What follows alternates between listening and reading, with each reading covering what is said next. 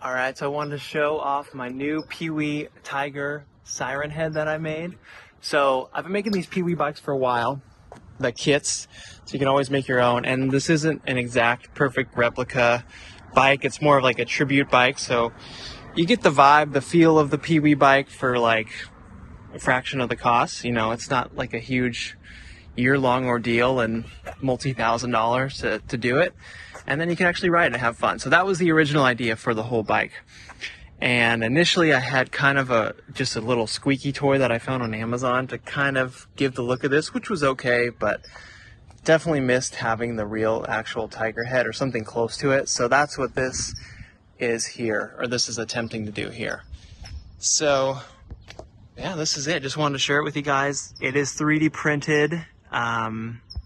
So both pieces are 3D printed, and then this is hand painted.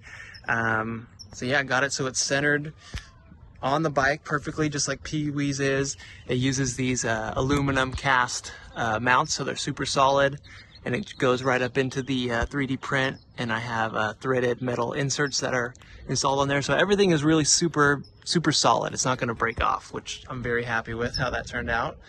And I think the proportions are almost perfect.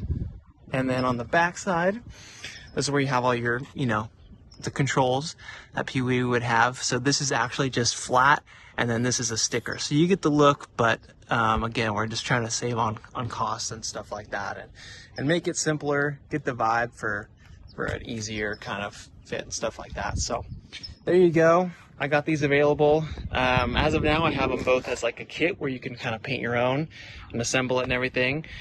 And then also kind of a fully completed version, which is what this is here. So I'll have the link to that in the description if you're interested in this stuff. But yeah, there you go. Just wanted to share this.